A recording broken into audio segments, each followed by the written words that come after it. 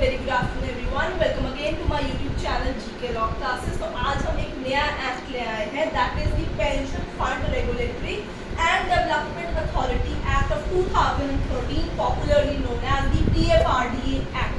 तो स्टूडेंट्स, आप लोगों को पता कि ऑलरेडी टाइम चल रहा था filling up the forms for the PFRDA assistant manager examinations. तो उसके अंदर जब हम लीगल का सबसे पहले सिलेबस देखते हैं तो उसका सबसे पहला पॉइंट होता है द PFRDA एक्ट, जिसका आपने आगे एग्जाम सितंबर 6 को देना है, which is a tentative date for the PFRDA exam। तो आइए आज स्टार्ट करते हैं, समझने की कोशिश करते हैं। जब भी हम बैंकिंग इंश्योरेंस सेक्टर ऐसे रिगार्डिंग एग्जाम्स देते हैं या banking insurance sector insurance law ऐसे सब्जेक्ट स्टडी करते हैं तो उसमें भी PFRDA का मेंशन बहुत बार आप लोगों को मिल जाता है। तो ये बहुत ही इसेंशियल एक्ट है जिसके नोट्स आप अपने रजिस्टर में प्रिंट आउट कर सकते हैं।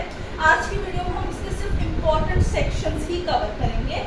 इन टोटलिटी इसके 56 सेक्शंस है, बट हम सिर्फ इम्पोर्टेंट सेक्शंस ही कवर करेंगे। तो आइए स्टार्ट करते हैं without any delay the PFRDA act of 2013। So basically इसका एम क्या है, किस कारण से इस एक्ट को बनाया गया है?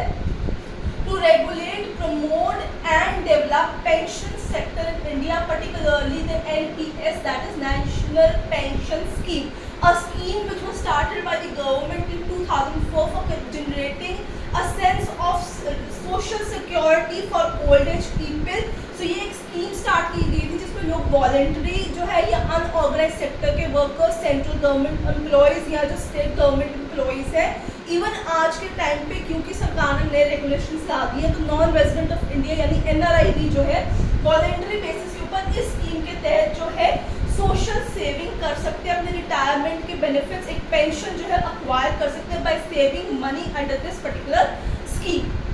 सो इस स्कीम को मेंटेन करने के लिए, उसे प्रमोट करने के लिए, नई नई चीज़ें डेवलप करने के लिए सरकार ने एक पर्टिकुलर अथॉरिटी का गठन कर दिया जिसका मेन काम था कि पेंशन सेक्टर को वो रेगुलेट करे। जितनी भी स्कीम जो है एक पर्टिकुलर स्कीमिंग एक्ट के नीचे नहीं आएंगी तो वो जितनी भी स्कीम्स हैं उनको रेगुलेट करे, मेंटेन करे, लोगों के अंदर उसका बढ़ावा दिखाए, उसको प्रमोट करे काफ़ी ज़ोरों से, ताकि लोग जो है अपनी इन्वेस्टमेंट करें for their own retirement and old age, ताकि कल को अगर जब उनको बुढ़ापा छा जाए तो उनके पास कुछ पैसे हों मंथली जो उनको आती है एज एन पेंशन, और उनका काम जो है वो स्टेबलाइज हो जाए if they are not able to work further after certain age. So students, इसके अंदर बेसिकली जब ये एक्ट बनाया गया था 2013, तब वहाँ पे नेशनल पेंशन स्कीम NPS चल रही थी। आज के टाइम पे एक UPS यूनिफाइड पेंशन स्कीम भी सरकार ने जो है अभी रिसेंटली लॉन्च की गई है, जिसमें लोगों को ऑप्शन दिया गया है कि वो पेंशन के लिए जो सेविंग है, इन्वेस्टमेंट है, जो कर सकते हैं ईदर अंडर दिस स्कीम और अंडर दिस स्कीम। सो ये बेसिकली इस टाइम पे आप देख सकते हैं ये सारी की सारी सेंट्रल गवर्नमेंट एम्प्लॉयज़ जो है ऑर्गेनाइज सेक्टर के एम्प्लॉयज़ आते हैं या फिर स्टेट गवर्नमेंट एम्प्लॉयज़ ही इस टाइम पे इन्हें अवेल कर रहे हैं। इसकी भी प्रमोशन, रेगुलेशन, डेवलपमेंट इस एक्ट के अंडर ही आएगी। इसे भी PFRDA को ही सौंपा गया है कि इसका प्रमोशन, रेगुलेशन और मेंटेनेंस वही करें।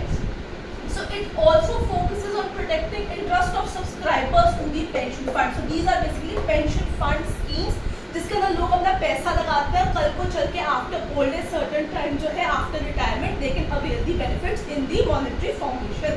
सो जो सब्सक्राइबर्स हैं, जो आप लोग हैं ईदर वॉलंटरी बेसिस पे, गवर्नमेंट एम्प्लॉयज़, अनऑर्गेनाइज सेक्टर के वर्कर्स जो है वो जब इसमें पैसा लगाएंगे इन स्कीम में तो इनकी बेसिकली इंटरेस्ट को प्रोटेक्ट करने के लिए भी ये अथॉरिटी का गठन किया गया है कि इनके साथ किसी भी तरीके का धक्का ना किया जाए, वहाँ पे इनके राइट्स जो है वो प्रोटेक्ट हो सके। So student, it was basically made, this particular act was basically created on the recommendation of the Indian government OASIS report. Now what is an OASIS report? is an old age social security scheme थी।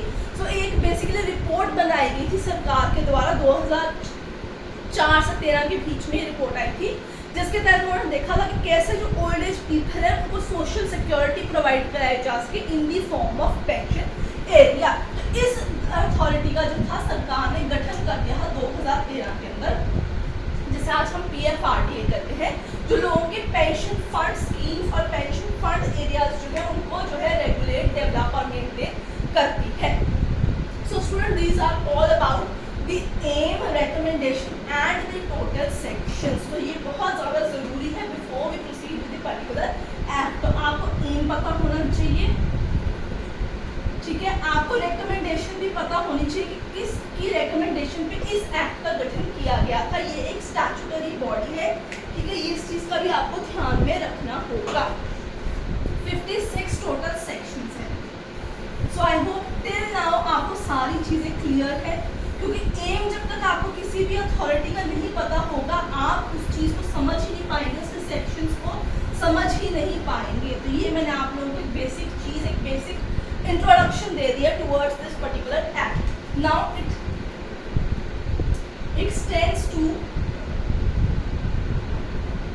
Whole of India, ठीक है, ये पूरे भारत में ही act लागू होता है। This is the section number 1 of this act. तो ये चीज़ आपको याद रखनी होगी कि पूरे इंडिया के अंदर जितने भी एम्प्लॉइज काम करते हैं, whether they are government employees, central or state, whether they are workers of unorganized sector, or whether they are voluntary doing this basic investing in this particular pension schemes, or they are NRIs because of regulation नई भी सरकार ने निकाली है। So ये पूरा act in सब पे जहाँ जहाँ ये लोग है वहाँ ये लागू हो जाएगा। अब कौन सी पर्टिकुलर स्कीम्स पे ये लागू एक्ट होता है, जो मतलब कौन सी ऐसी पेंशन स्कीम्स है जिसके ऊपर इनकी अथॉराइजेशन है, इनकी जो बेसिकली रेगुलेशन है, वो हम आगे समझने की कोशिश करेंगे इस चीज़ के ऊपर। विद इफेक्ट फ्रॉम किस तरीके से ये एक्ट लागू कर दिया गया हुआ आपके पास 1 February 2014। ये तारीख बहुत इंपॉर्टेंट है। प्रीवियसली जब ये आपका 2022 में आया था पेपर, तो ये क्वेश्चन भी था कि किस तरीके से ये एक्ट लागू होता है, तो इसका खासा ध्यान रखा जाए।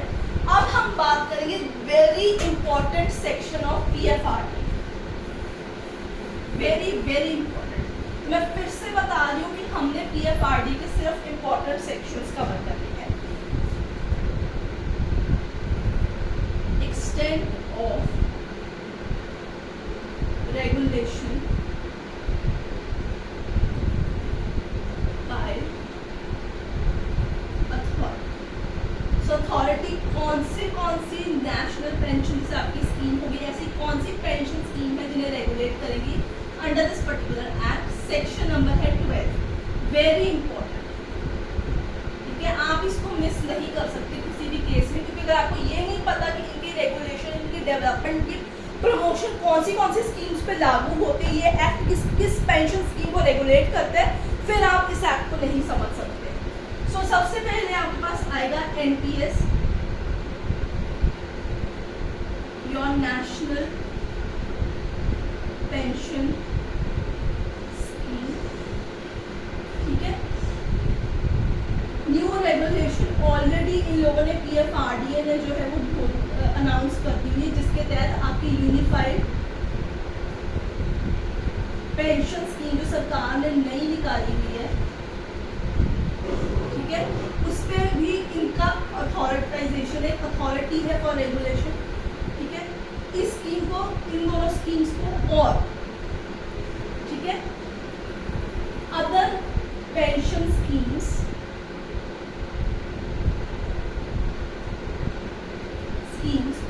not regulated by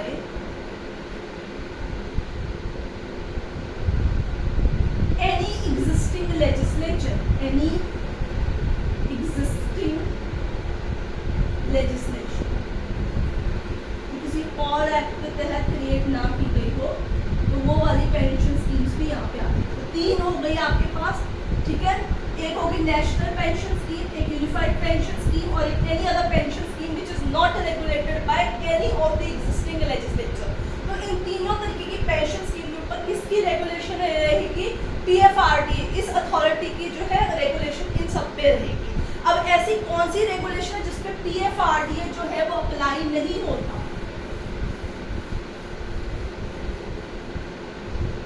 ठीक है, ये भी सेक्शन 12 के नीचे ही आप लोगों के पास है, ठीक है, डू नॉट अप्लाई।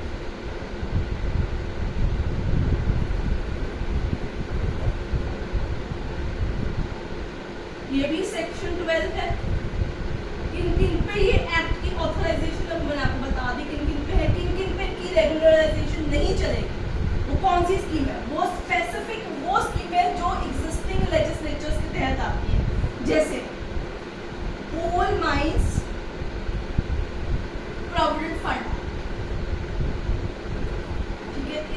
इसके तहत जितने भी कोल माइंस के वर्कर्स जो है इस एक्ट के तहत अपनी पेंशन जो है गेन करते हैं, ठीक है। फिर एम्प्लॉइज प्रोविडेंट फंड, अगर उन्होंने यहाँ इन्वेस्ट करके रखा हुआ है तो फिर इट डिपेंड्स अपॉन दैम, ठीक है। सीमेन, इसी तरीके से contracts under the insurance act of 1938, उन पे भी इनकी कोई रेगुलराइजेशन नहीं है। कॉन्ट्रैक्ट अंडर इंश्योरेंस एक्ट 1938, इन पर्टिकुलर बेसिकली लेजिस्लेशन के ऊपर पीएफआरडीए की कोई भी रेगुलराइजेशन नहीं है, ठीक है। आगे चलते हैं, बढ़ते हैं with another section which is section number 3, establishment of authority. Establishment of authority, ये जो PFRDA अथॉरिटी है इसकी establishment जो है ये section number 3 में दी गई है आप लोगों को। ये की जाती है by the central government, इनकी जितनी भी appointments होती हैं, so इनका गठन जो है PFRDA अथॉरिटी का वो सेंट्रल गवर्नमेंट के द्वारा किया जाता है। It is a body corporate, right students. इनका हेड ऑफिस हेडक्वार्टर्स जो है वो न्यू दिल्ली में है।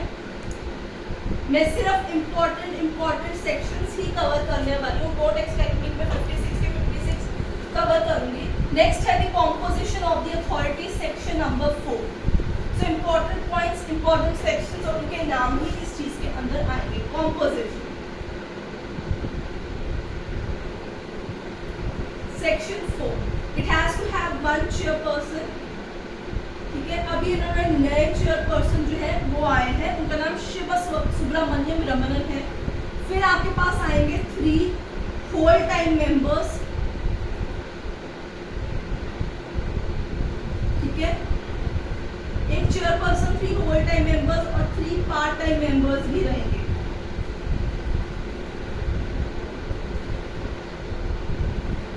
हो सकता है आने वाले एग्जाम में आगे चल के आप यहाँ पे लग जाए और फिर आगे चल के आप मेंबर भी बन सकते हैं। टर्म देखिए इनकी, section number 5, term of office, ठीक है। टर्म ऑफ ऑफिस देख लेते हैं, 5 इयर्स के टेन्योर होते हैं लोगों के, प्लस री अपॉइंटमेंट का इन लोगों के पास राइट रहता है। They are eligible for the reappointment in case a chairperson 65 years of age is maximum till he can be appointed, so 65 is the last। अगर members की बात की जाए तो 62 years तक जो है उनकी एज तक आ सकता है, 5 years 62 years whichever is earlier।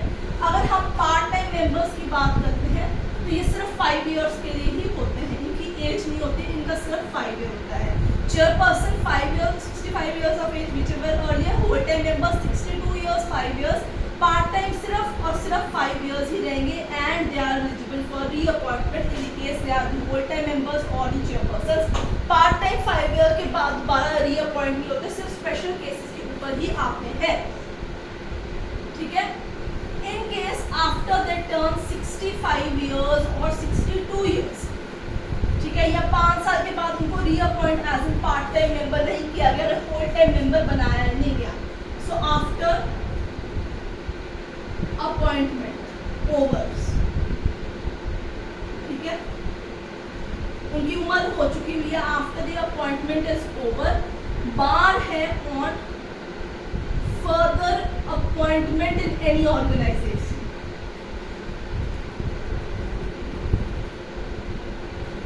Section है 7, 65 इयर्स के हो गए तो 2 साल तक, टाइम फ्रेम है 2 years, 2 साल तक वो किसी ऑर्गेनाइजेशन के अंदर चेयरपर्सन या as a member further appoint नहीं किए जाएंगे। फिर उनको 2 साल का जो है एक स्टैट्यूटरी ब्रेक रहेगा, उसके बाद वो किसी ऑर्गेनाइजेशन को ज्वाइन कर पाएंगे।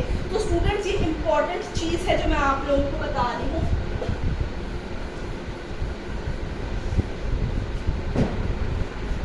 Transfer of assets and liabilities of interim authority, section 13, जब ये एक्ट के तहत इस अथॉरिटी का फर्स्ट टाइम गठन होना था, इससे पहले एक इंटरिम अथॉरिटी थी, उनकी जो एसेट्स, लायबिलिटी, राइट्स, ड्यूटीज थे वो under section 13 after the appointment of this organisation PFRD जो नई बनाई गई उसके अंदर जो है वो मर्ज हो गई, ठीक है। Powers of the authority, PFRD authority, powers of the authorities यानी फंक्शंस, फंक्शन सेक्शन 14 में मेंशन किए गए हुए हैं, ये इतना ही जानना है, ठीक है। आगे चलते हैं, अगला है आपके पास NPS, national pension scheme, NPS section number 20, ठीक है।